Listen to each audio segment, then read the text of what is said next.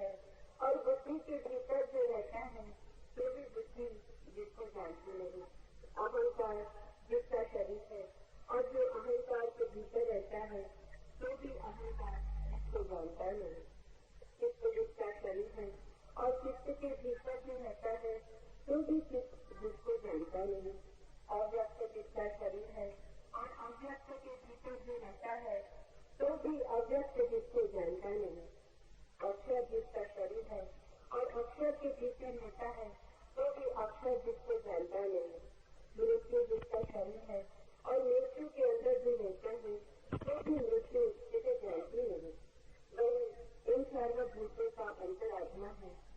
उसके पाप नष्ट हो गए हैं और वही एक दिव्य देव नारायण है।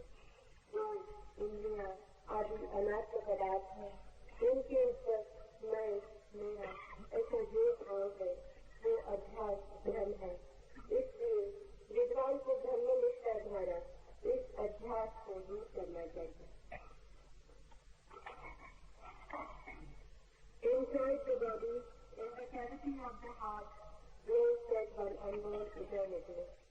The earth is its body, it lives inside the earth, but the earth does not know it.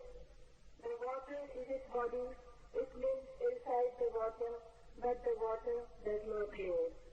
Fire is its body, it lives inside the fire, but the fire does not know it. Air is its body, it lives inside the air, but the air does not know it. Ether is its body, but it lives inside the ether, but the ether does not know it. Mind is its body, it lives inside the mind, but the mind does not know it. Intellect is its body, it lives inside the intellect, but the intellect does not know it. Ego is its body, it lives inside the ego, but the ego does not know it. Chitta, thought, is its body, it lives inside the chitta, but the chitta does not know it. The unmanifest is its body, it lives inside the unmanifest, but the unmanifest does not know it. The imperishable is its body, it lives inside the imperishable, but the imperishable does not know it. Death is its body, it lives inside this, but death does not know it. That is the inner sense of all matter, functions of which have dissolved and which is alive. The body and sense organs, etc., are of non-self, and above them, the thought of me and mine is a false identification. Therefore, a learned one should prove faith in the Supreme, free himself from this illusion.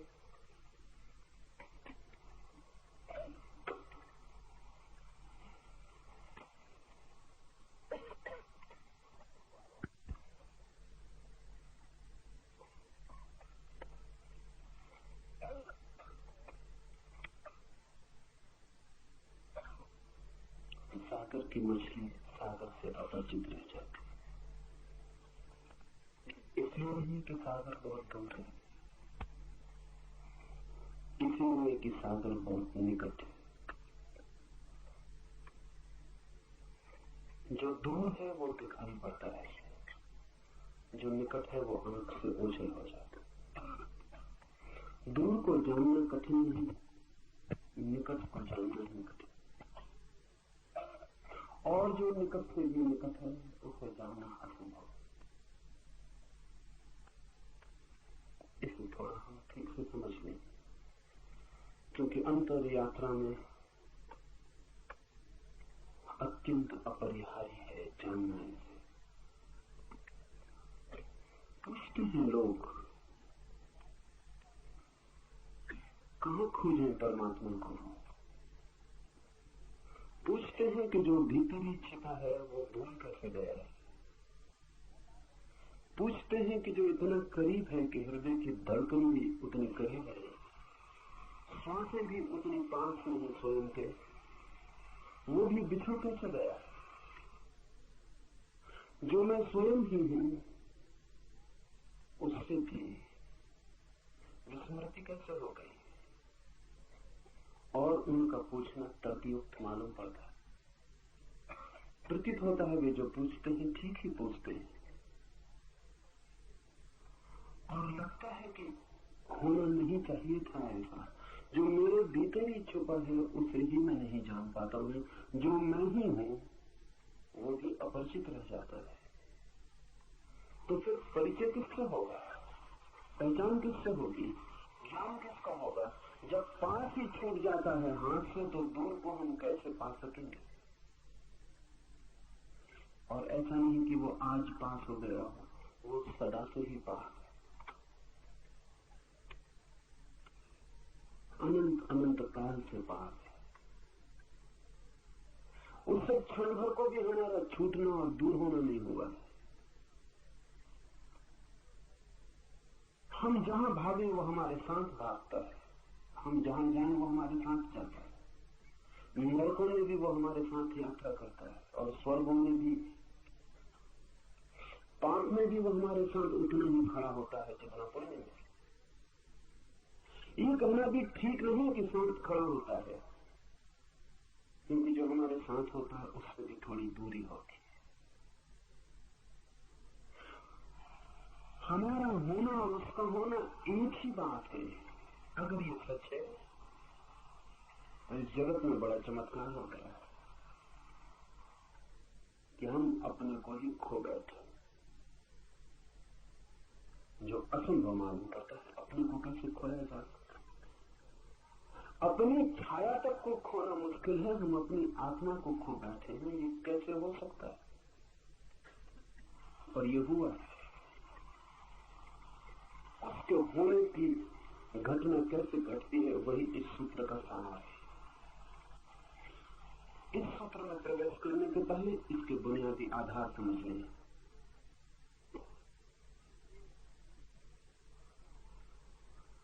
आंख की सीमा एक परिधि है, उससे ज्यादा दूर हो तो आंख नहीं देख पाती, उससे ज्यादा पास हो तो भी आंख नहीं देख पाती। आंख के देखने का एक विस्तार है। किसी चीज को आंख के बहुत पास ले आए फिर आंख नहीं देख पाएगी, बहुत दूर ले जाए तो भी आंख नहीं देख पाएगी। तो एक क्षेत्र है जहां आंख देखती है और इस क्षेत्र के उस पार या इस पार आंख अंधी हो जाती। और आप तो इतने निकट हैं कि आंख के पास ही नहीं है, आंख के पीछे है। यही अड़चन। ऐसा समझिए कि दर्पण के सामने खड़े हैं, एक खास दूरी से दर्पण पर ठीक प्रतिबिंब बनता है। अगर बहुत दूर चले जाए तो फिर दर्पण पर प्रतिबिंब नहीं बनेगा। बहुत पास आ जाए कि आंख को दर्पण से नहीं लगा ले तो प्रतिबिंब दिखाई नहीं पड़ेगा। लेकिन यहां मामला ऐसा है कि आप दर्पण के पीछे खड़े, इसलिए दर्पण पे प्रतिबिंब बनने का कोई उपाय ही नहीं। आंख आगे है, आप पीछे हैं। आंख देखती है उसको जो आंख के आगे हो, आंख उसको कैसे देखे जो आंख के पीछे। कान सुनते हैं उसको जो कान के बाहर है, कान उसको कैसे सुने जो कान के भीतर है। आंख बाहर खुलती है, कान भी बाहर खुलते हैं। मैं आपको छू सकता हूं, अपने को कैसे छू? और अगर अपने शरीर को भी छू लेता हूं इसीलिए, तो इसीलिए कि शरीर भी मैं नहीं हूं, वो भी पराया है, इसलिए छू लेता हूं। लेकिन जो मैं हूं, जो छू रहा है, उसे कैसे छू? उसे किससे छू? इसलिए हाथ सब छू लेते हैं और खुद को नहीं छू पाते। आंख सब देख लेते हैं और खुद को नहीं देख पाते। अपने लिए हम बिल्कुल अंधे। हमारी कोई इंद्रिय काम की नहीं है। जिन इंद्रियों से हम परिचित वो कोई भी काम की नहीं। अगर कोई और इंद्रिय का उद्घाटन न हो जो भीतर देखती हो, अगर कोई और आंख न खुल जाए जो भीतर देखती हो, जो पीछे देखती हो, जो उल्टा देखती हो, कोई कान न खुल जाए जिस पर भीतर की ध्वनि तरंगें भी प्रभाव लाती हो, तब तक हम स्वयं को देख और जान और सुन न पाएंगे। तब तक स्वयं को छूने का कोई उपाय नहीं।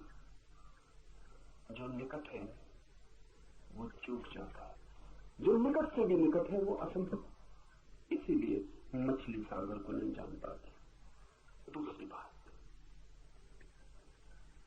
सागर में ही पैदा होती है, सागर में ही जीती है, सागर ही उसका भोजन, सागर ही उसका पेय, सागर ही उसका प्राण, सागर ही सब कुछ।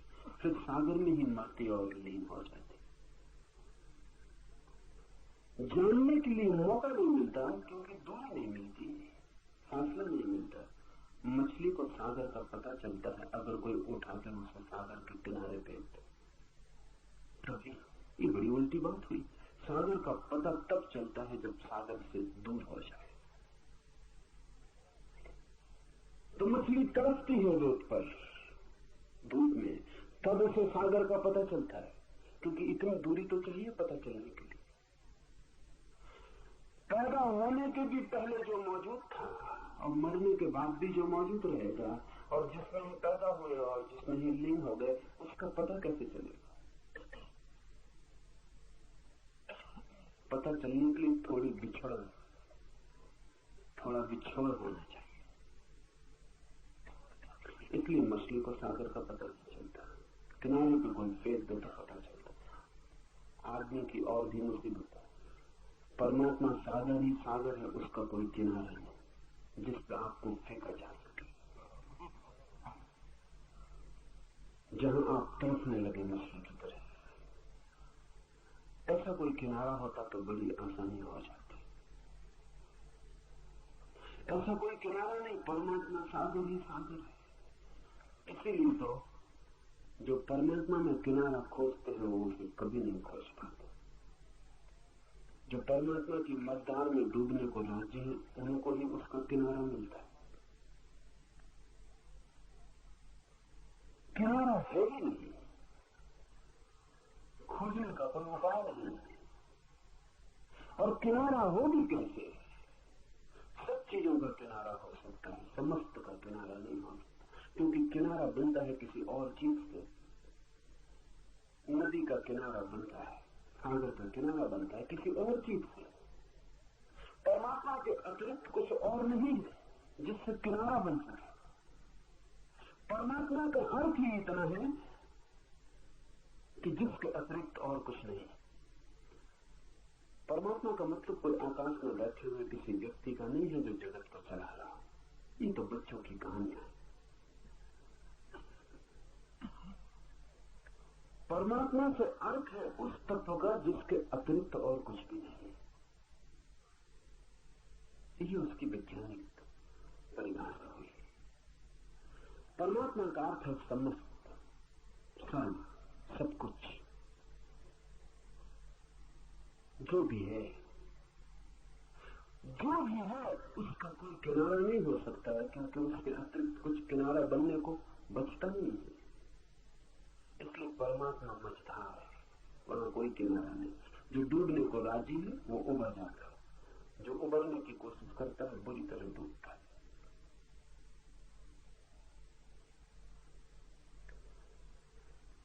कोई किनारा हो तो पता भी चल जाए, इसीलिए हमें पता नहीं चला।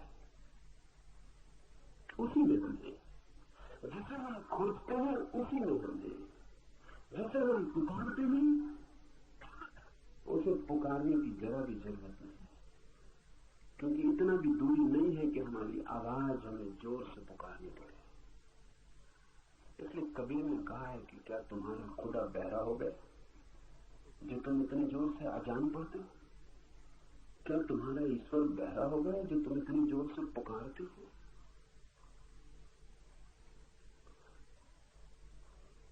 इतना पास है कि आवाज देने की भी तो जरूरत नहीं। अगर मौन भी कुछ भीतर होगा तो बहुत सुन लिया जाएगा, इतने पास है। दूसरे को पुकारना हो तो आवाज देनी पड़ती है, खुद को पुकारने के लिए आवाज देने की भी क्या जरूरत है? दूसरे का तो तभी सुनाई पड़ता है जब शब्द ध्वनित हो, स्वयं का तो मौन भी सुनाई पड़ता है। इतने जो निकट है वही कठिनाई है। इसे ठीक से ख्याल में ले लें कि सत्य से हम इसलिए चूक गए हैं क्योंकि हम उसी में पैदा होते, उसी से बनती हमारी मांस मज्जा, उसी से निर्मित होती हमारी हड्डियां, वही है हमारा सोर्स, वही है हमारा प्राण, वही सब कुछ है। अनेक अनेक रूपों में, अनेक अनेक द्वारों से हम उसी का जोड़ है, उसी का खेल। फासला बिल्कुल नहीं है, इसलिए स्मरण नहीं आता, इसलिए स्मरण असंभव हो गया। इसलिए संसार तो बहुत दिखाई पड़ता है, सत्य बिल्कुल दिखाई नहीं पड़ता। संसार दूर है, जगह दोनों के बीच। इसलिए संसार की वासना जगती है। वासना का अर्थ क्या है? वासना का अर्थ है जिससे हमें दूरी मालूम पड़ती हो उससे दूरी मिटाने की कोशिश। वासना का अर्थ है जिससे हमें दूरी मालूम पड़ती हो उससे दूरी मिटाने की कोशिश। इसलिए परमात्मा की कोई वासना नहीं, क्योंकि दूरी ही मालूम नहीं पड़ती। या कभी कोई परमात्मा को खोजता भी मालूम पड़ता है तो झूठी वासना मालूम पड़ती है। परमात्मा के नाम से कुछ और मालूम पड़ता है। नाम परमात्मा का लेता है, चाहता कुछ और है। शक्ति चाहता हो, सिद्धि चाहता हो, धन चाहता हो, पद चाहता हो, कुछ और।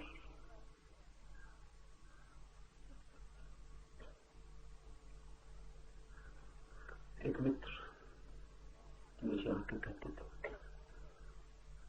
कि जब से आपके शिविर में साधना में लीन होने लगे बड़ा लाभ हो रहा है।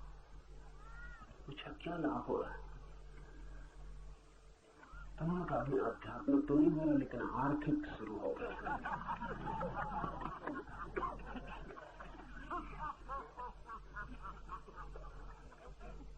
ठीक, आध्यात्मिक की इतनी जल्दी भी क्या है? टाला जा सकता, स्थगित किया जा सकता, आर्थिक तत्काल है।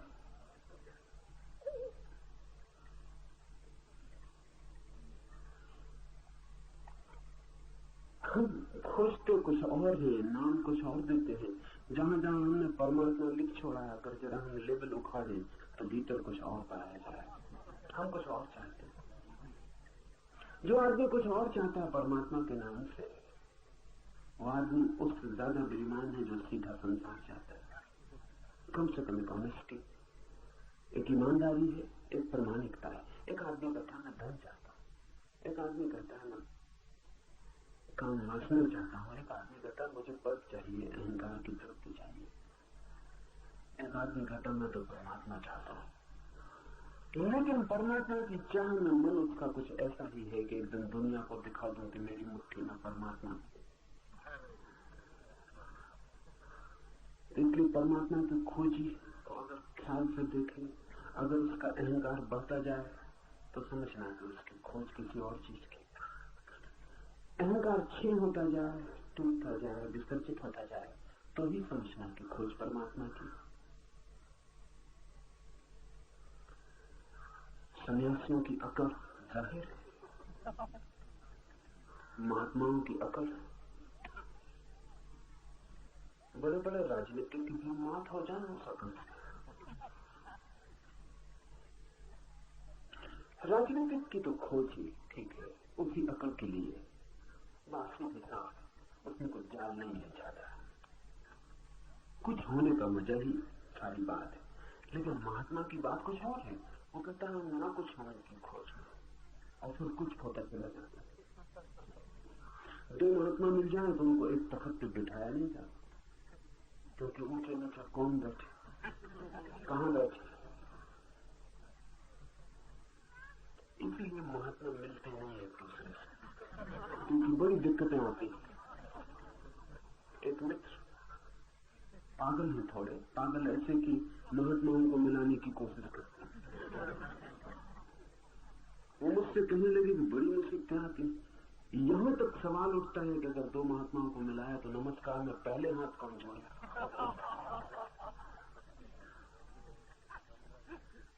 कठिन मामला। संसारी भी इतने संसारी नहीं मालूम होता। ना भी जोड़ना चाहते हो हाथ तो भी जोड़ लेते हैं।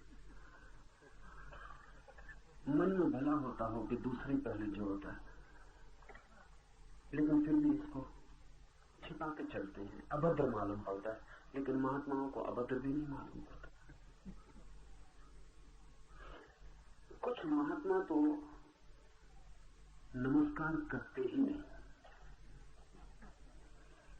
उन्होंने व्यवस्था ही बंद कर रखी है, किसी को नहीं, वो सिर्फ आशीर्वाद देते हैं।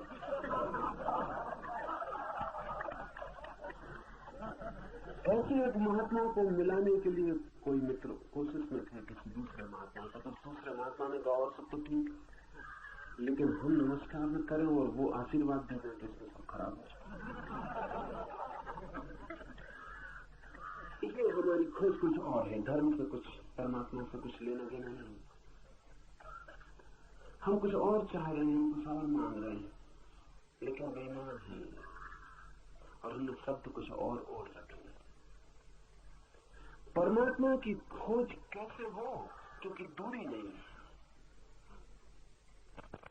दूर हो तो वासना जगती है, फासला हो तो दिल होता है दौड़े, फासला हो तो जीतने की आकांक्षा पैदा होती है, कठिनाई हो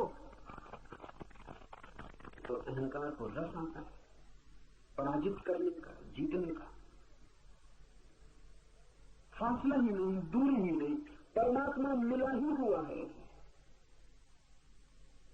ऐसी हालत जैसे कि तंजीम या हिलेरी एवरेस्ट पर चढ़ते हैं, तो मजा क्या है?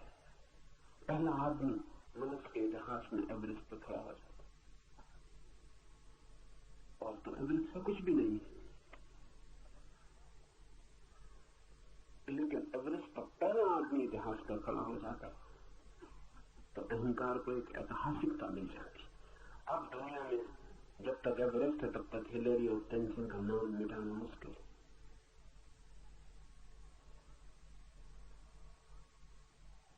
अभी चांद की इतनी दौड़ चलती थी, तो बड़े मजे की बात है कि चांद पर हम क्या छोड़ आ रहे हैं।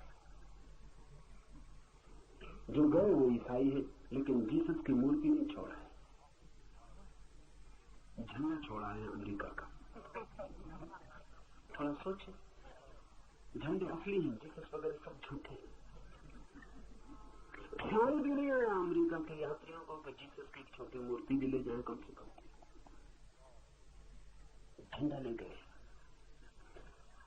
झंडा है असली आदमी का अहंकार, और जीसस का भी कभी काम नाम ले लेते हैं तब उसका मतलब भी झंडा ही होता है और कुछ मतलब नहीं होता।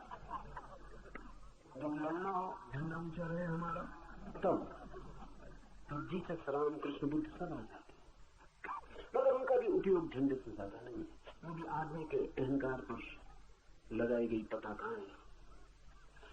चांद पर हम छोड़ाए हैं झंडे।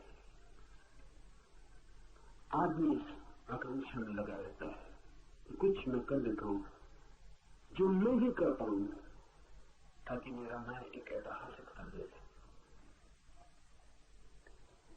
पर अगर आप एवरेस्ट पे ही पैदा हुए हो तो बड़ी मुश्किल में पड़ जाएंगे, झंडा भी कहां लगाए। आदमी परमात्मा पर ही पैदा हुआ है, वही है। आप वहां नहीं, वहां से आपका कभी जाना नहीं हुआ, वही है आपकी भूमि जहां आप खड़े। इसलिए परमात्मा के पाने में कोई अहंकार की दौड़ नहीं है, गुंजाइश नहीं, कोई तरह का रस नहीं मालूम पड़ता। फिर परमात्मा की वासना ही ना हो तो अभीप्सा, प्यास कैसे जगे? परमात्मा की प्यास बड़े उल्टे ढंग से जगती है। इसे ख्याल में ले लें, क्योंकि उसके अतिरिक्त और कोई रास्ता नहीं। संसार की प्यास जगती है दूरी से, और अगर अलंघ दूरी हो तो आकर्षण भारी हो जाता है। और इसलिए संसार में जो चीजें भी पाली जाती हैं उनका मजा चला जाता है, क्योंकि दूरी खत्म हो जाती है। आप एक स्त्री को पाना चाहते थे, फिर पा लिया। आप एक मकान बनाना चाहते थे, बन गया। आप सोने का शिखर चढ़ाना चाहते थे अपने मकान, तो वो चढ़ गया। अब जो मिल जाता है वो व्यर्थ हो जाता है, क्योंकि वो पास आ जाता है, उसमें दूरी नहीं रह जाती। दूर हो, कठिनाई हो, कोई न पा सके, आप ही पा सके तो ही मजा होता है। अमीरी का मजा अमीरी में नहीं है, बहुत लोगों की गरीबी में। अगर सब लोग अमीर हो जाएं, बात खराब हो जाती। अमेरिका में वही परेशान है, अमीर का मजा कम हुआ जा रहा है। गरीब भी वही कपड़े पहन रहा है, उन्हीं कारों में चल रहा है, उन्हीं मकानों में रह रहा है। गरीब और अमीर के बीच कोई बहुत बुनियादी फासला नहीं। अमीर का मजा गिरा हुआ जा रहा है, अमीर परेशान नहीं, वो कुछ और तरकीबें खोज रहा है जो वो ही कर सके और सभी लोग न कर पाए। परमात्मा में ही हम हैं, इसलिए परमात्मा में कोई अहंकार के लिए बुलावा नहीं, कोई निमंत्रण नहीं, कोई चोट, कोई चुनौती, कोई चैलेंज नहीं। फिर परमात्मा की अभीप्सा कैसे पैदा होती? संसार की अभीप्सा पैदा होती दूरी से, बुलावे से, चुनौती से। परमात्मा की अभीप्सा होती संसार की असफलता से। इसे ख्याल कर लो। जब आप सब तरफ दौड़ चुकते हैं और सब तरफ हार जाते हैं, सब पा लेते हैं और सब व्यर्थ हो जाता है, खोज पूरी हो जाती है और पूरे होते ही नकार हो जाता है, सब शून्य हो जाता है। हाथ में आते ही सब चीजें मिट्टी सिद्ध होती हैं, दूर सब सोना मालूम पड़ती है। जितने लोग दूरी उतना स्वर्ण शुद्ध मालूम पड़ता है। जैसे जैसे पास आता है अशुद्ध होने लगता है, और पास आता है मिट्टी होने लगता है। जिन्होंने कथा मिदास की है, कथा में बड़ा व्यंग है। कथा है कि मिदास ने ऐसी सिद्धि पा ली, ऐसा वरदान पा लिया कि जो भी छुए सोना हो जाए। हम सब मिदास से उल्टे, जो भी छुए मिट्टी हो जाए। लेकिन बड़ा मजा है, मिदास भी मुश्किल में पड़ गया था तो हमारी मुश्किल का तो क्या है? मिदास जो भी छूता है सोना हो जाता। उसने अपनी पत्नी को छुआ, वो सोना हो गया। उसने भोजन छुआ, वो सोना हो गया। उसने पानी पीने को उठाया, उस तक पानी गया और सोना हो गया। मरा मिदास, बड़ी मुश्किल में पड़ गया क्योंकि सोने से प्यास नहीं बुझती। और कितने ही लोग बातें करें, कनक जैसा शरीर, स्वर्ण जैसा शरीर, सोने के शरीर से कोई तृप्ति होने वाली नहीं। कोई कितनी कहे कि मेरी प्रेसी का जो काया है कनक काया, स्वर्ण काया, लेकिन हो जाए तब पता चले। तब सिर धुने बैठते थे, वो क्या हो गया? तो वही काया धुलते। मिदास इस मुश्किल में पड़ गए, कवियों की बातों में आ गया, वरदान मांग गया। पत्नी हो गई सोने की, पानी सोना हो गया, भोजन सोना हो गया। लोग उससे भागने लगे, खुद के बेटी बेटी दूर रहने लगे, कहीं वो छू न दे, कोई मित्र पास न आए कि कहीं छू न दे। मिदास अकेला हो गया, बड़ा पूरा जगत था उसका, सम्राट था, अकेला हो गया। वजीर पास न आए, सदा एक फासला रखने की बचने का उपाय रहे, भागने की सुविधा है, अगर वो छू ही दे। और मिदास भूखा मरने लगा, पानी मिले ना, भोजन मिले ना, वो चिल्लाने लगा, चीखने लगा कि भगवान वापस कर दे। वही ठीक था। ये तो वरदान अभिशाप हो गया। मिदास की ये हालत हो गई, सब चीजें सोना होने लगी। तब हमारी क्या हालत होगी जब जो भी छूटे मिट्टी हो जाता? पत्नी दूर की तो सोने की मालूम पड़ती थी, जिस दिन विवाह किया उस दिन मिट्टी की होने से 2-4 साल बाद मिट्टी रह जाती, कुछ नहीं होता, सब चीजें मिट्टी हो जाती, जो भी छुए मिट्टी हो जाता है। जिस दिन आपको ये अनुभव होता है कि सब दौड़ व्यर्थ है, उस दिन आप उसी जगह खड़े रह जाते हैं जहां परमात्मा है। जिस दिन आपको पता चलता है कि दौड़ के कुछ भी नहीं मिला, कुछ भी नहीं पाया, उस दिन दौड़ते नहीं है। और न दौड़ने की वजह से वो दिखाई पड़ जाता है, जब दौड़ने की वजह से दिखाई नहीं पड़ रहा था। दौड़ने की धुन की सवार तो दूर की चीजें दिखाई पड़ती थी। दौड़ना व्यर्थ हो जाए तो दूर से आंख पास लौट आती है, और अगर सारी ही दौड़ व्यर्थ हो जाए तो आंख उल्टी हो जाती है। अब तक बाहर देखती थी, अब भीतर देखते लगती। दर्पण घूम जाता है, जब संसार में देखने योग कुछ भी नहीं लगता, पाने योग कुछ भी नहीं लगता, खोजने योग कुछ भी नहीं लगता, जब संसार वासना नहीं रह जाती। इसलिए इतना जोर दिया है बुद्ध ने, महावीर ने, उपनिषदों ने कि निर्वासना द्वार है। वासना है दूर जाने की व्यवस्था, निर्वासना है पास आने का द्वार। इस सूत्र को हम ख्याल में ले लेंगे। शरीर के भीतर छिपा है हुआ अजन्मा नित्य, कभी पैदा नहीं हुआ जो, और सदा है और सदा है और सदा है। ऐसे जो अजन्मा नित्य है वो इसी शरीर के भीतर छिपा है, लेकिन शरीर को उसका कोई पता नहीं। शरीर है पृथ्वी का अंग, वो पृथ्वी के भीतर छिपा है, तो पृथ्वी को उसका कोई पता नहीं।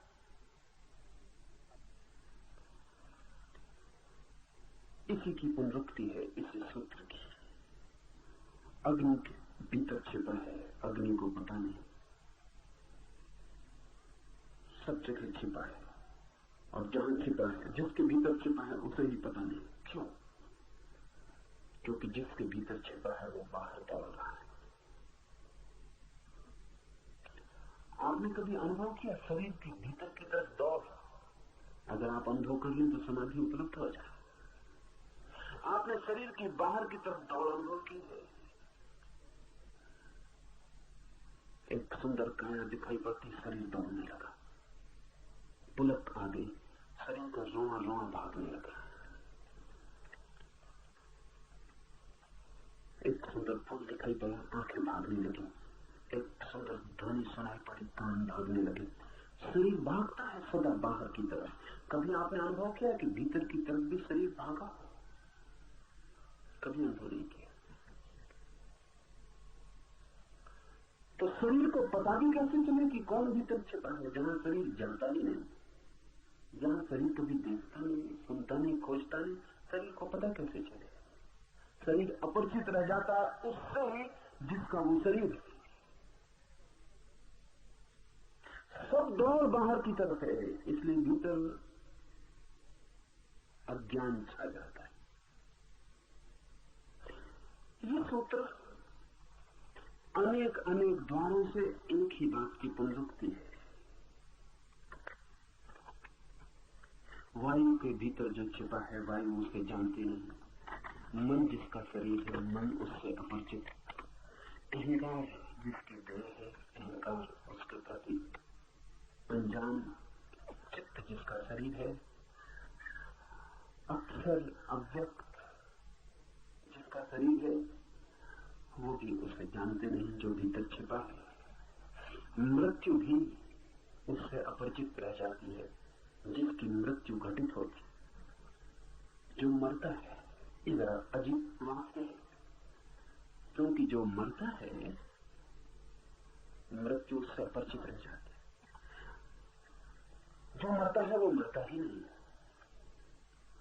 मृत्यु जब घटती है तो कौन मरता है? कोई भी नहीं मरता, क्योंकि शरीर सदा से मरा हुआ है, उसके मरने का कोई उपाय नहीं। और शरीर के भीतर जो छिपा है वो सदा से अमृत है, उसके मरने का कोई उपाय नहीं। सिर्फ संबंध टूटता है, अमृत का और मृत का संबंध टूटता है मृत्यु में।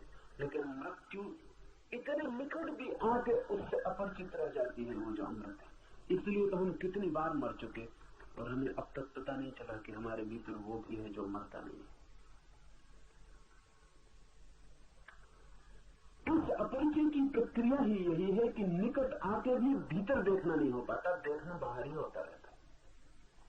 मरता हुआ आदमी देखिए, मरने को पड़ा है लेकिन बाहर ही देखता है, अभी भी भीतर जाने का मन नहीं हो रहा उसका। मृत्यु से ढकाती है, हटाती है शरीर से, लेकिन वो पकड़ रहा है, जोर से पकड़ रहा है और भी जोर से पकड़ रहा है जैसा उसने कभी नहीं पकड़ा था। इसलिए वृद्ध आदमी कुरूप हो जाते हैं, जवान सुंदर मालूम पड़ते हैं। उसका कारण गहरे में शरीर ही नहीं है। जवान शरीर को पकड़ता नहीं, अभी आश्वस्त है। बूढ़ा शरीर को पकड़ने लगता है, उस पकड़ने से सब कुरूपताएं पैदा हो जाती।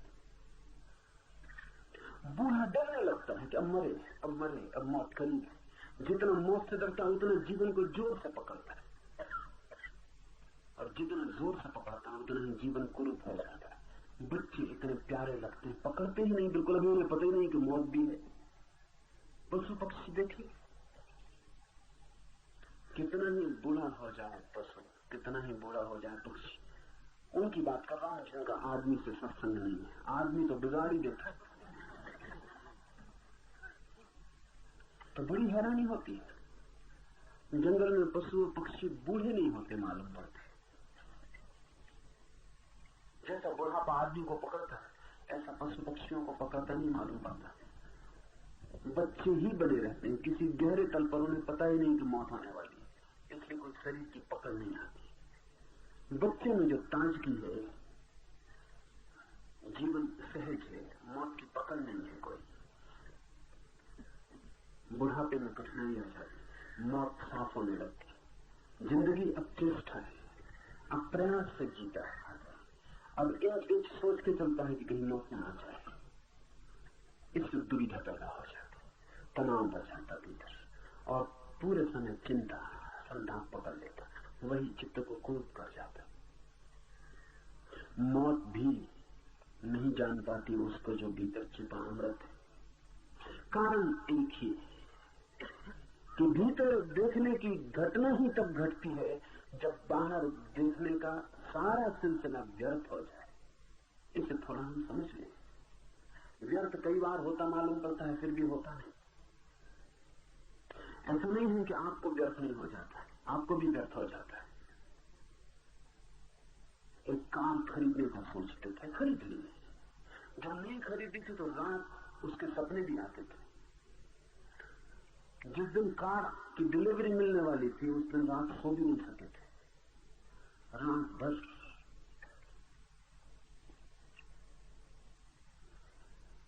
ओर्टेगा वाई गासेट ने लिखा है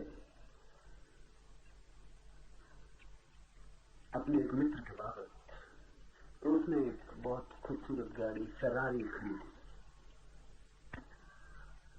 बड़ी कीमती गाड़ी, और पहले ही दिन लेके उसे निकला, जरा सी खरोच लग गई। बच्चा नहीं था मित्र, 50 साल का आदमी था, गैर पढ़ा लिखा नहीं था, यूनिवर्सिटी का प्रोफेसर था। साधारण विषय का प्रोफेसर नहीं था, फिलोसफी का प्रोफेसर। ओर्टेगा वाई गासेट में लिखा है कि मैंने अपने उस मित्र को अपनी मां के कंधे पे सिर रखते रोते देखा। फेरारी में खरोच लग गई, कार की कीमती, न मालूम कितने सपने देखे होंगे। जो खरोच थी वो भीतर तक चली गई, आत्मा तक प्रवेश कर दी होगी, तभी रोया है। रोते आप सब भी, वो आदमी जरा ईमानदार रहा हो, खुली सड़क पर मां के कंधे पर सिर रखते रोने लगा। लेकिन कितने दिन चलेगा? 2-4 दिन में फेरारी पुरानी पड़ जाएगी। मैंने 2 महीने में ये आदमी उसी गाड़ी में बैठेगा, इसे पता भी नहीं चलेगा कि किस गाड़ी में बैठा है। इस गाड़ी से ऊंच जाएगा, लेकिन गाड़ियों से नहीं उड़ेगा, दूसरी गाड़ी को सपना पकड़ लेगा। सोचेगा कि रोल्स रॉयस हो जाए, कुछ और हो जाए। एक स्त्री से उठ जाएगा मन, एक पुरुष से उठ जाएगा, लेकिन स्त्रियों से नहीं उठेगा, पुरुषों से नहीं उठेगा। ऊँट तो हम भी हैं, लेकिन हमारी ऊँट वस्तुओं से बंधी होती है। हमारी ऊँट दर्शन नहीं बनती, हमारी ऊँट दृष्टि नहीं बनती। एक चीज से उठते हैं तो ठीक वैसे ही दूसरी चीज से पकड़ जाते हैं, और ये सिलसिला जारी रहता है। इतना ही फर्क है आप में और किसी बुद्ध में कि आप एक स्त्री से उठते हैं, दूसरी स्त्री में रस बना रहता है। अपनी स्त्री से उठ जाते हैं, दूसरे की स्त्री में रस बना रहता है। जो पास है वो व्यर्थ हो जाता है, लेकिन जो दूर है वो सार्थक मालूम रहता है। वो भी कल पास आके व्यर्थ हो जाएगा, लेकिन सभी चीजें पास नहीं आ पाती, कुछ चीजें दूर बनी ही रहती, इसलिए रस बना ही रहता, बांस में दौड़ती रहती। बुद्ध एक स्त्री में उठ के समस्त स्त्री से उठ जाते हैं। बुद्ध एक महल में रह के सब महलों में रह लेते। बुद्ध के लिए एक घटना काफी है, ये वैज्ञानिक बात है। एक पानी की बूंद अगर जान ली जाए तो सब सागर जान लिए गए। वो पागल होगा वैज्ञानिक जो पूरे सागरों की जांच करता रहे और कहे कि जब मैं सब पानी की बूंदों की जांच कर लूंगा तब वक्तव्य दूंगा कि पानी हाइड्रोजन और ऑक्सीजन से बनता है। हम सब वैसे ही पागल हैं। एक वैज्ञानिक एक बूंद को परख लेता, खोज लेता, तोड़ लेता, पा लेता है कि H2O, ये उदजन और ऑक्सीजन के अणुओं का ऐसा जोड़, खत्म हो गए, सब सागर व्यर्थ हो गए, सब सागर जान लिए गए। अब कहीं भी होगा पानी, न केवल इस पृथ्वी पर, वैज्ञानिक कहते हैं कि कोई 50,000 पृथ्वियां होंगी सारे विस्तार में। इन 50,000 पृथ्वियों पर कहीं भी अगर पानी होगा तो भी H2O, तो भी वो बनेगा इसी व्यवस्था से। सारा पानी जान लिया गया एक बूंद को जानकर। एक वासना की व्यवस्था को समझकर सारी वासना को जो जान लेता है वो बुद्ध हो जाता है। एक वासना को पहचान कर उसकी व्यर्थता को, उसकी अनिवार्य व्यर्थता को, उसकी अपरिहार्य असफलता को जब देख लेता, उसकी वासना गिर जाती। उसकी वासना ऐसे गिर जाती है जैसे लंगड़े के बैसाखियां अचानक गिर जाए, उनसे ही वो चलता था। पैर तो थे नहीं चलने के, बैसाखियों से चलता था, लकड़ी के पैर थे। अचानक बैसाखियां गिर जाए और लंगड़ा वहीं के पड़े। ठीक ऐसी ही घटना घटती है जब वासना की बैसाखियां गिर जाती हैं। संसार में चलने की कोई पैर थोड़ी है, लकड़ी के पैर है, नकली पैर है, वासनाओं से निर्मित है।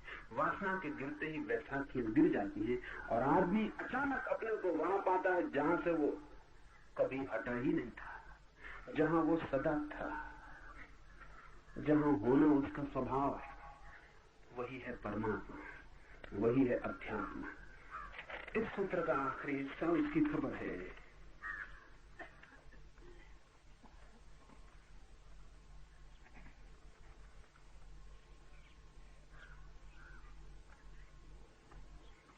मृत्यु जिसका शरीर है और मृत्यु के अंदर जो है, और मृत्यु जिसे जानती नहीं, वही इन सर्वभूतों का अंतरात्मा।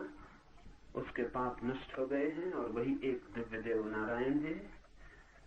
देह, इंद्रियां आदि अनात्म पदार्थ है, इनके ऊपर मैं, मेरा ऐसा जो भाव है वो अध्यास भ्रम है। इसलिए विद्वान को ब्रह्मनिष्ठा द्वारा इस अध्यास को, इस भ्रम को दूर करना चाहिए। आखिरी बात इस सूत्र में, ये जो वासनाओं की दौड़ है ये इसीलिए है कि हमें दिखता है दूर कहीं कोई सपना पूरा होता होगा।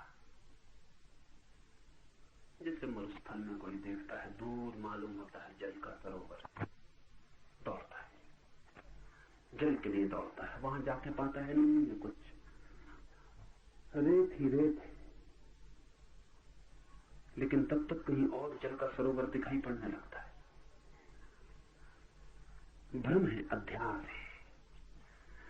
सूर्य की किरणें जब तपती हैं जोर से रेत के ऊपर और वापस लौटती हैं, रिफ्लेक्ट होती हैं, जब वापस लौटने लगती हैं, तो कपती हुई सूर्य की किरणें जब वापस लौटती हैं, उनके कंपन के कारण भ्रम पैदा होता है कि लहरें कप रही हैं। और वो कंपन इतना सतत होता है और कंपन की एक धारा बन जाती है कि अगर पास में कोई वृक्ष खड़ा हो तो उस कंपन में उस वृक्ष की छाया नीचे दिखाई पड़ने लगती है। वो कंपन दर्पण का काम करने लगता है। और जब आपको दूर से दिखाई पड़ता हो पानी भी, और न केवल पानी, आकाश में उल्टी हुई बदलियों की नीचे प्रति छाया भी दिखाई पड़ती हो तो भरोसा भी कैसे ना करें। आकाश में उड़ते हो कबूतर या आकाश में उड़ती हो बगलों की कतार और नीचे पानी में भी उसकी छाया उड़ जाती हो, पास में खड़े वृक्ष भी नीचे दिखाई पड़ते हो, तो फिर भरोसा पक्का हो जाता है कि पानी होना चाहिए। न केवल लहरें दिखाई पड़ती हैं, लहरों में प्रतिबिंब भी दिखाई पड़ता है। पास जाके जैसे जैसे पास पहुंचते हैं वैसे वैसे तिरोहित होने लगती हैं छायाएं, बिल्कुल पास पहुंच के रेत आने लगती है। अध्यास का अर्थ है जो नहीं है उसका दिखाई पड़ना। शंकर के लिए ये बड़ा प्यारा शब्द है और उपनिषदों के लिए बड़ा आधारभूत।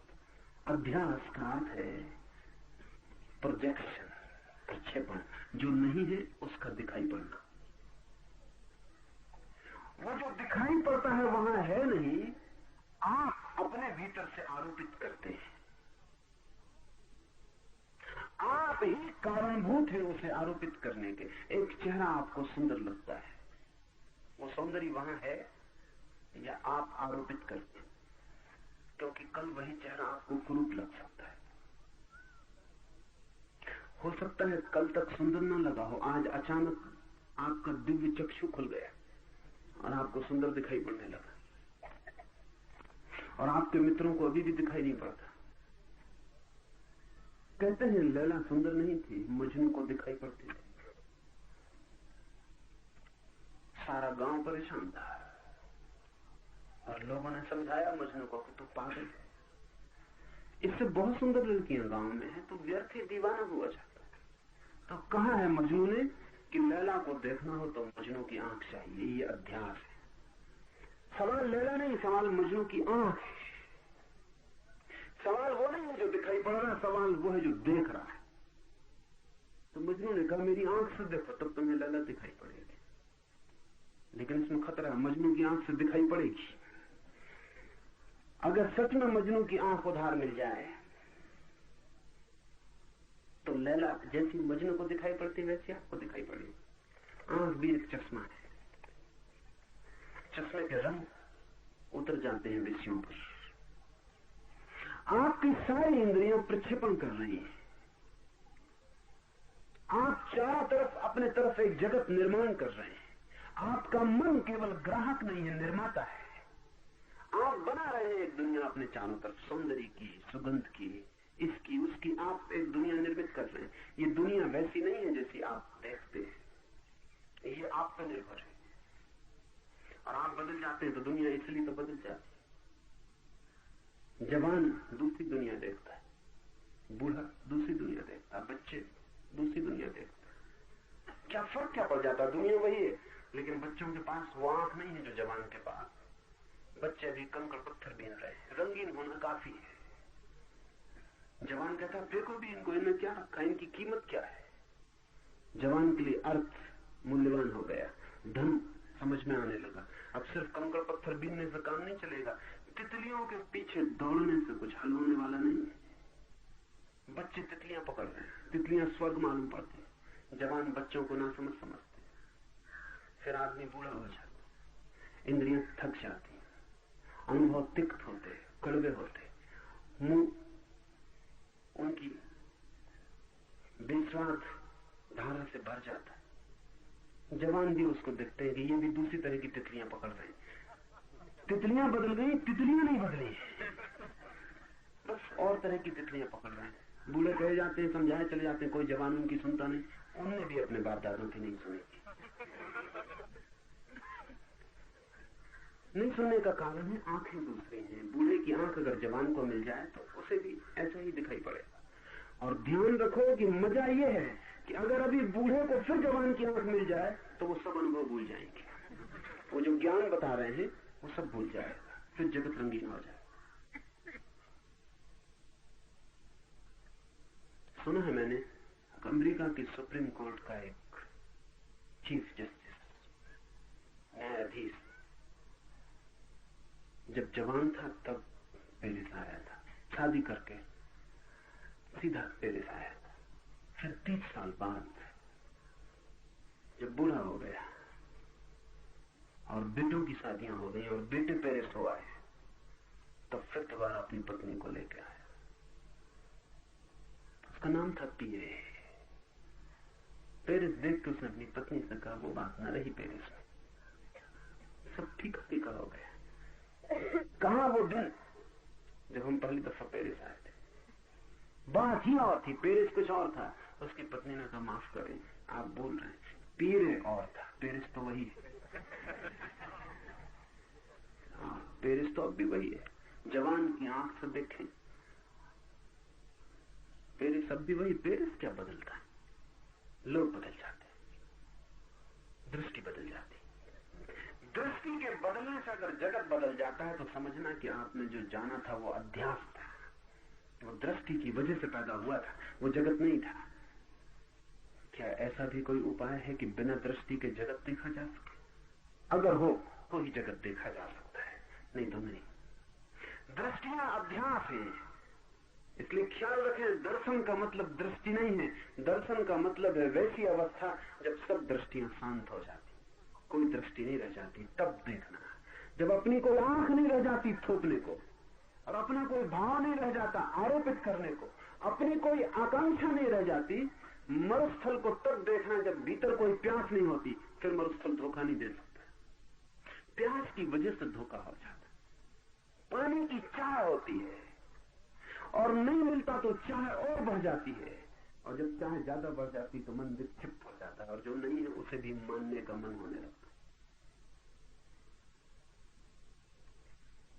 लेकिन एक ऐसी स्थिति भी है जब सब दृष्टियां छीन हो जाती और दर्शन का उदय होता है।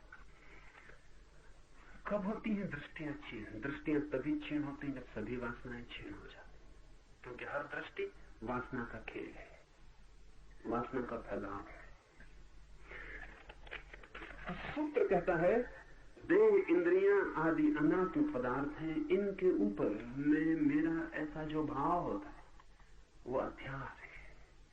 इसलिए बुद्धिमान को ब्रह्मनिष्ठा द्वारा इस अध्यास को दूर करना चाहिए। ब्रह्मनिष्ठा द्वारा, अपने में निष्ठा द्वारा। हमारी निष्ठा हमेशा पराये में है, किसी और में, अपने में नहीं है। दौड़ कहीं और है, अपने में नहीं है। जा कहीं और रहे हैं एक जगह को छोड़कर, वो जगह जो भीतर है। ब्रह्मनिष्ठा का अर्थ है ये वासनाओं की दौड़ हट गई, आदमी अपने में खड़ा हो गया। आदमी वहीं खड़ा हो गया जहां कोई मन नहीं है, कोई इंद्रियां नहीं है, कोई शरीर नहीं है, सिर्फ शुद्ध चैतन्य है। उसमें प्रतिष्ठित होते ही सब अध्यास टूट जाते हैं, और तब संसार नहीं है, ब्रह्म ही है।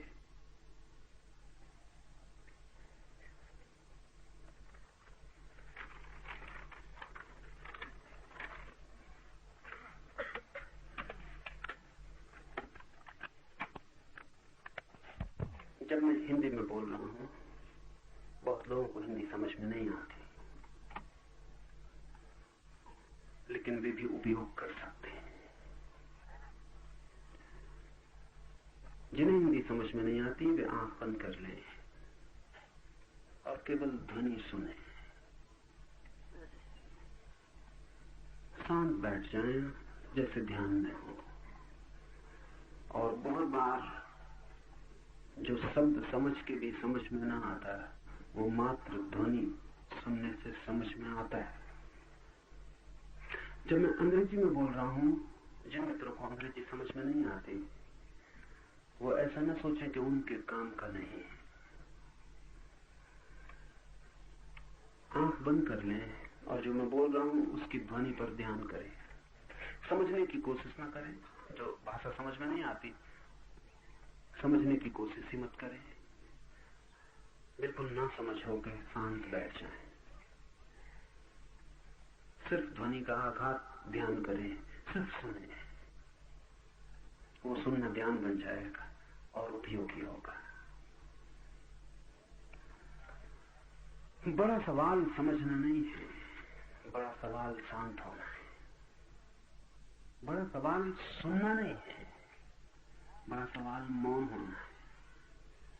तो कई बार तो ये होता है जो बात आपकी समझ में आ जाती है वो आपके भीतर विघ्न बन जाती, क्योंकि उससे विचार शुरू हो जाते। कई बार तो अच्छा है कि जो बात बिल्कुल समझ में नहीं आती उसको सुने, क्योंकि फिर विचार नहीं चल सकते। जो समझ में नहीं आए तो विचार के चलने का कोई उपाय नहीं है, विचार रुक जाते। इसलिए कभी तो वृक्षों के बीच से गुजरती हुई हवा को सुनना, कभी पक्षियों की आवाज सुनना, कभी पानी की कलकल धारा से उठता निनाद सुनना, ऋषि मुनियों को सुनने से भी ज्यादा बेहतर है। असली उपनिषद वहां बह रहे हैं, पर वो आपकी समझ में नहीं आएंगे, तो समझने की कोई जरूरत भी नहीं, सुनना काफी है। और जब समझ में ना आए और आप सुन सके तो थोड़ी देर में बुद्धि शांत हो जाती है, क्योंकि उसका कोई काम ही नहीं होता है। और जब बुद्धि शांत हो जाती है तो आप वहां पहुंच जाते हैं जिसकी तलाश है।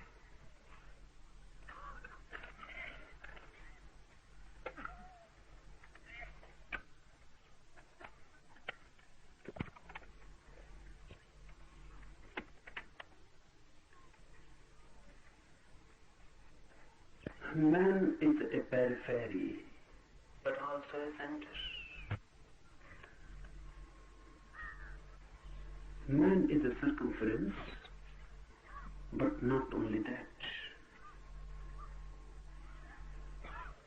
your body is your circumference, but not you. This sutra is concerned with the identification of consciousness with the body, the identification of the central with the periphery.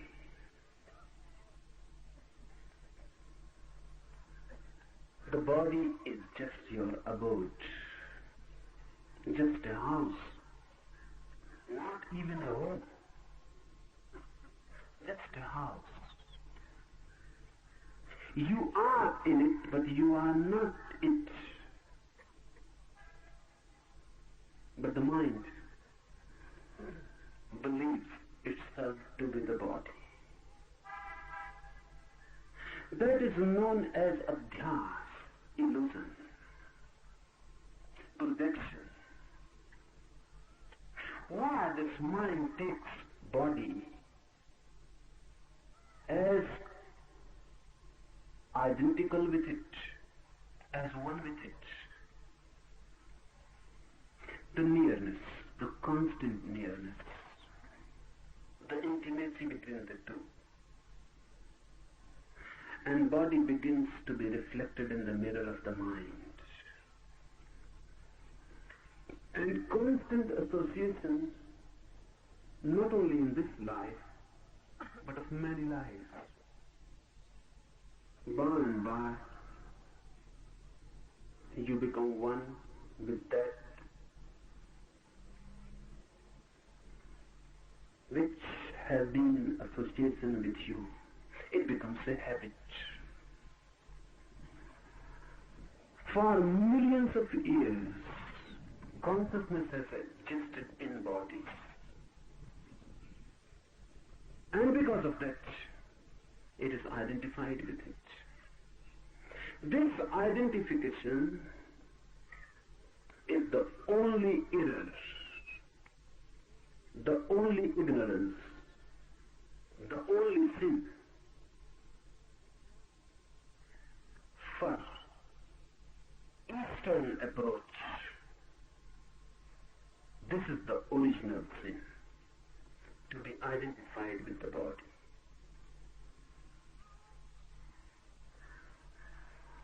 How to be non-identified again? How to become aware that you are not your body, you are not your mind? How to go in and find out the forgotten center? It is always there. You are standing on it, you are it. But your eyes, your senses have taken you far away. You have gone on a journey. This journey is very miraculous. It is like a dream journey. You sleep in Mount Abu, and in the night you dream you are in London, or in New York, or in Calcutta. You have gone on a journey in the mind. The journey appears to be actual, real. You cannot remember in your dream that this is a dream. The moment you remember this is a dream, the dream will be broken. This is the basic condition in the dream, that you should not remember it as a dream. The dream must be taken as reality, only then the dream can continue. That's the basic condition. The dream must appear as real, otherwise it is broken. So in the night when you dream, the dream appears not only real, really more than real. The real life seems pale before it. It is more colorful,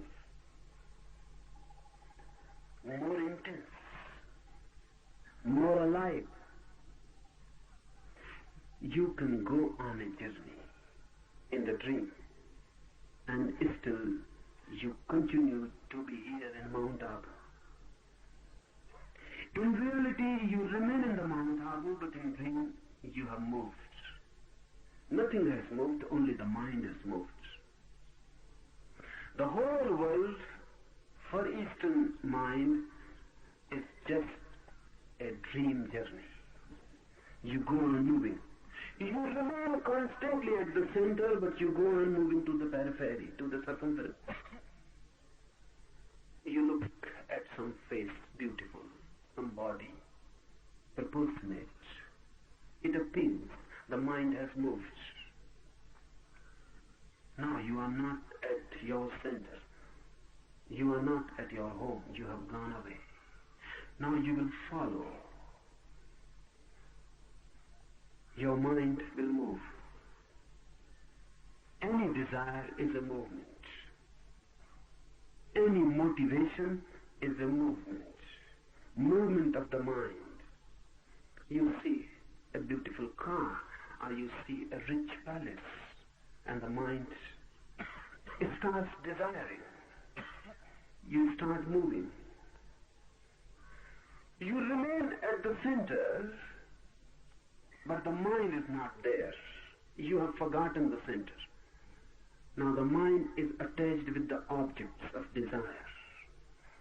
Those objects or desires become your clinging. That's why mind goes on and on, out and out. And you are at the center. This creates a division. This divides you into two.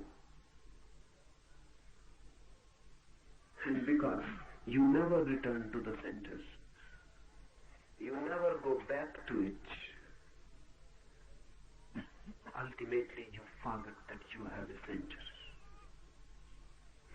More civilized, more cultured, educated, the world becomes more centerless. Everyone is just a circumference. The master is missing.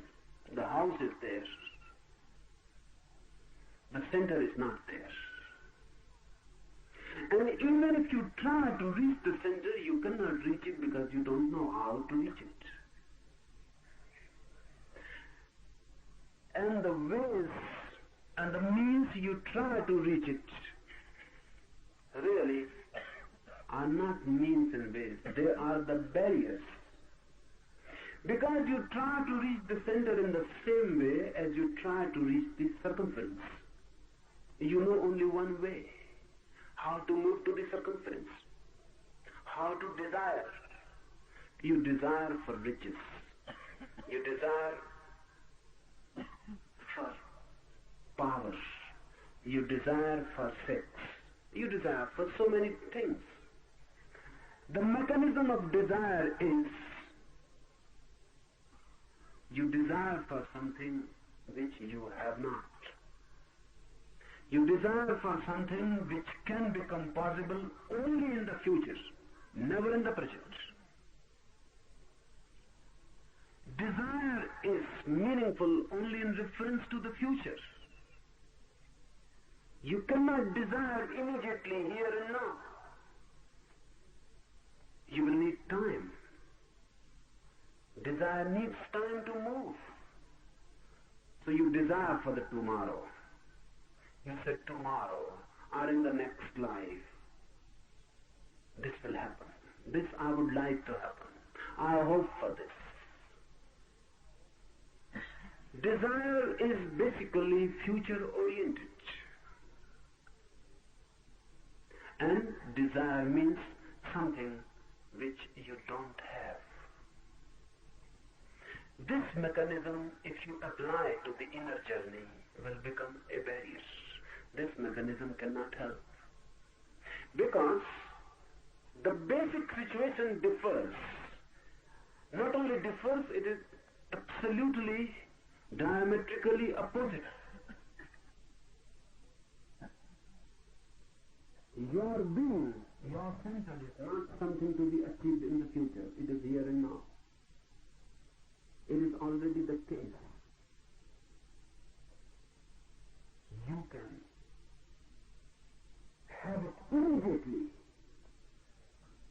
time is needed to move to it.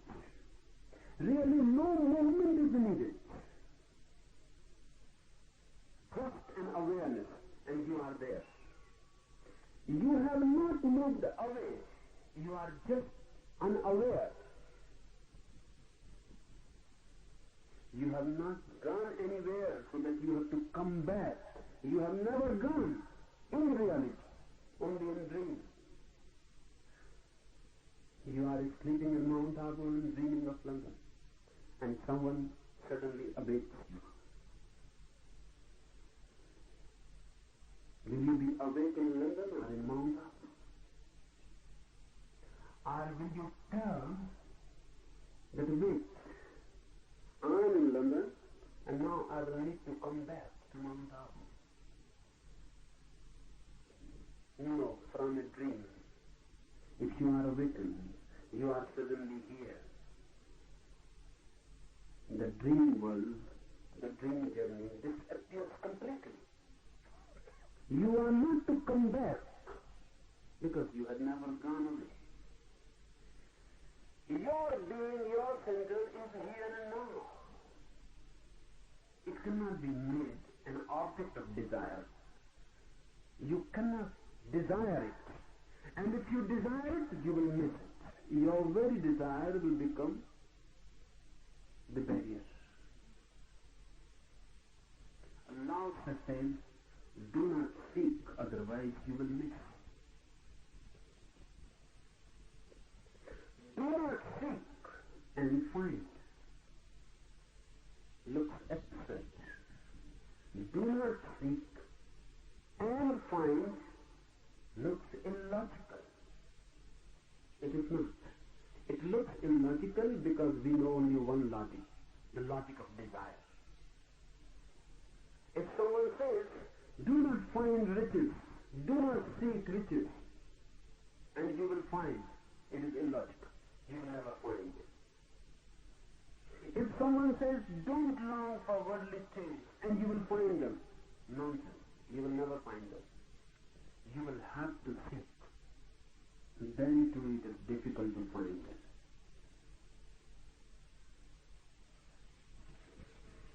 But it is not illogical for the inner journey.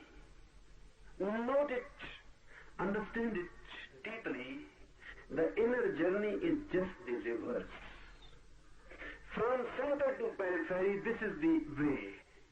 Create an object of desire and then move towards it. Just the reverse is the way which goes in. Don't create any object of desire. And don't move. And you will reach it. Because you are already there. Any movement, anywhere, and you will miss your center. No movement, and you are there, suddenly awakened. But because we know only one logic, one method to reach a certain thing, we go on applying it towards the inner journey. That creates hindrances. They are self-created. Nothing is to be done to reach the center. I repeat, nothing is to be done to reach the center. It is there. If you can be in a non-doing moment, you will find it. Or, we can say it, non-doing is the doing for the inner center. Non-desiring is the way for the inner center. Just being, not becoming, is the beginning of it. But the mind will ask what to do.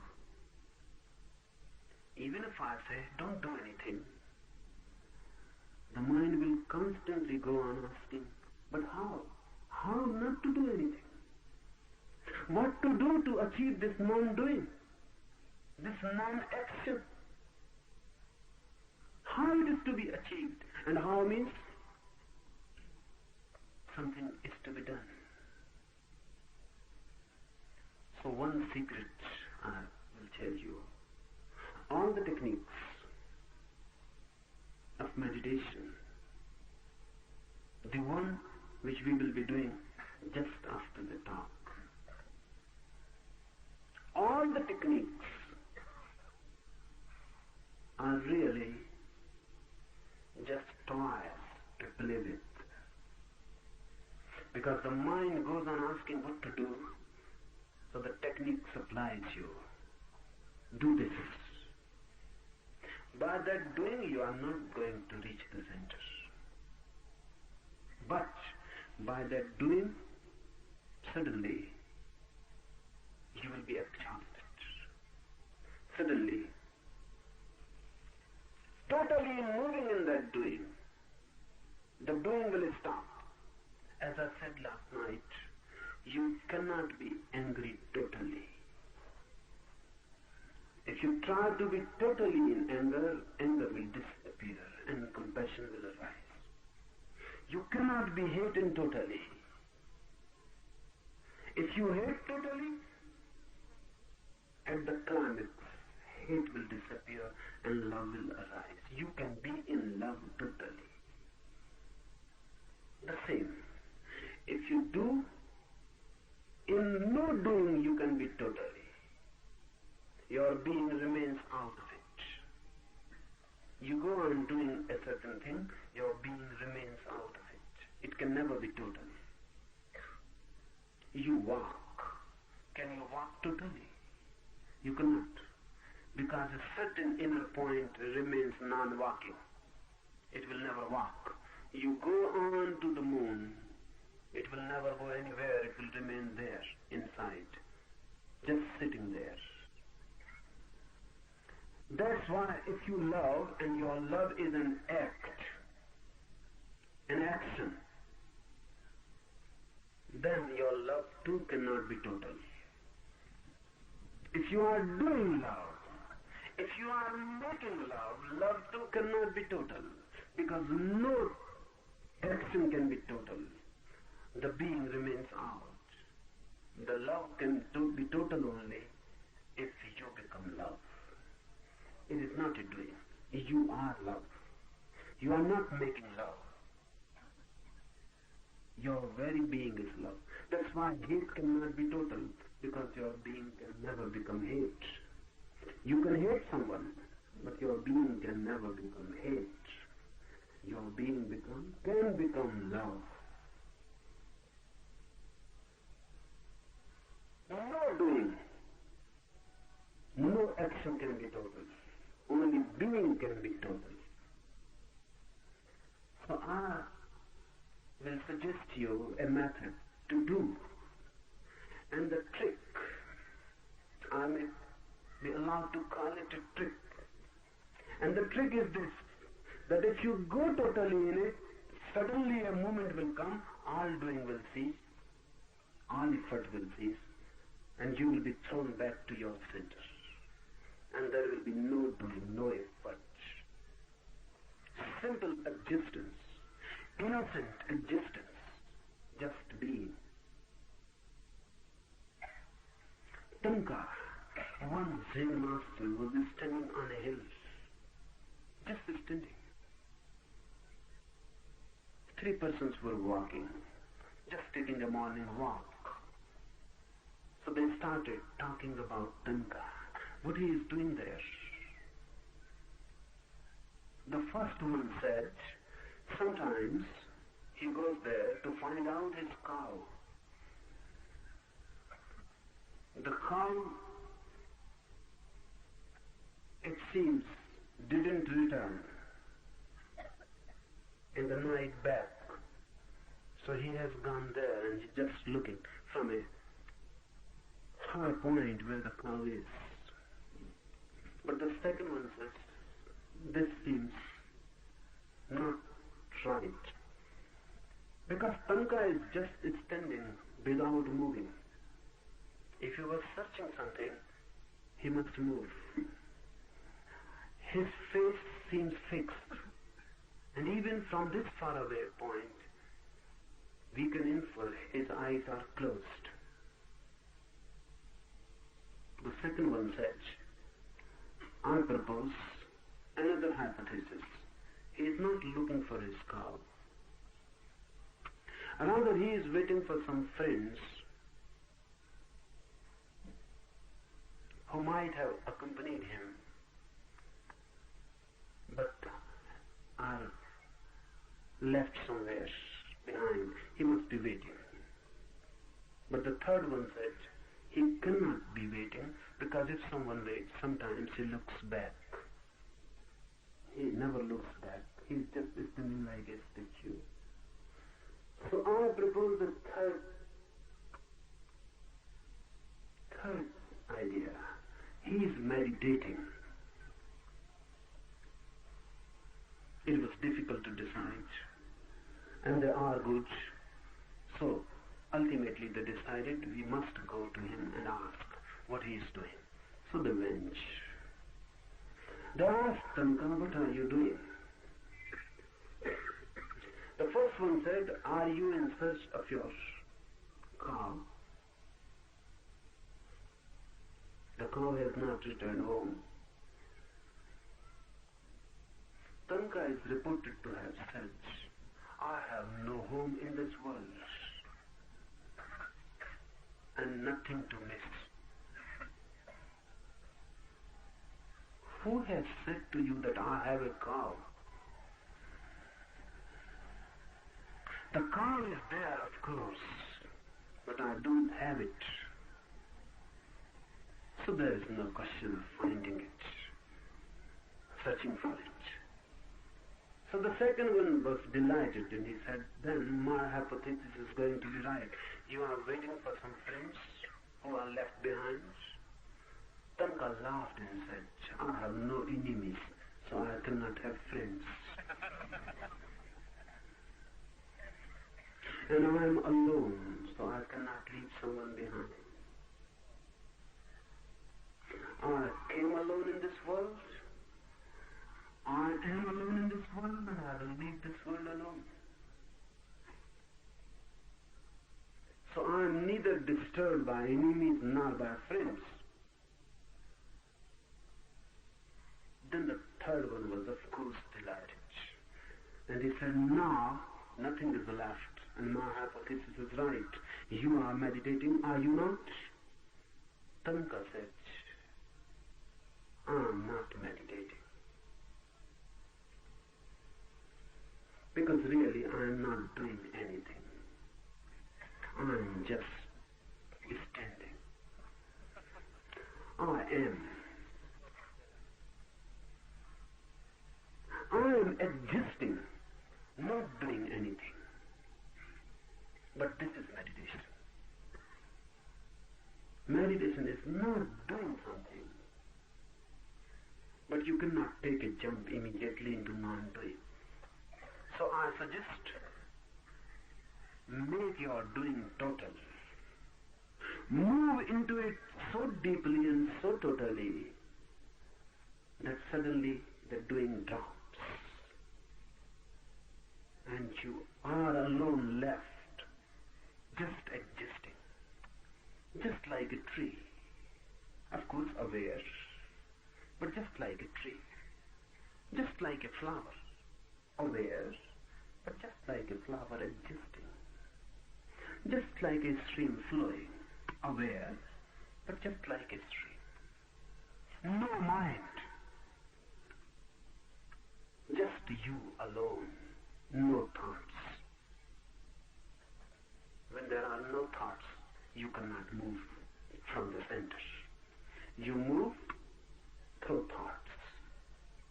Thoughts are the ways towards the periphery, and no thought is dropping back to the center. Now, I will tell you something about the technique we are going to use. 4 steps. First step, 10 minutes fast, chaotic breathing. With no system. This is not a yoga exercise. Chaotic, anarchic. Why? Because if you use any systematic breathing, any rhythm, the mind can control it. Mind can control any system. Mind is the great systematizer. So we are here to break the systems, the system of the mind. So breathe chaotically like a madman. Fast. Take the breath in as much as you can and throw it out. Take it in and throw it out. Fast with no rhythm. So that mind is just soaked. And breathing is a great device to soak the mind.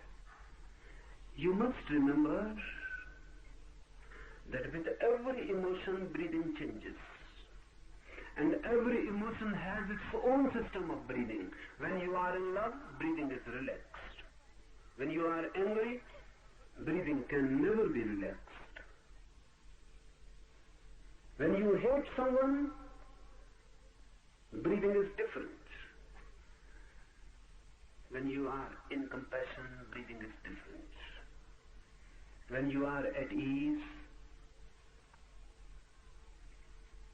breathing is so silent that you cannot even feel it. When you are tense, breathing cannot be silent.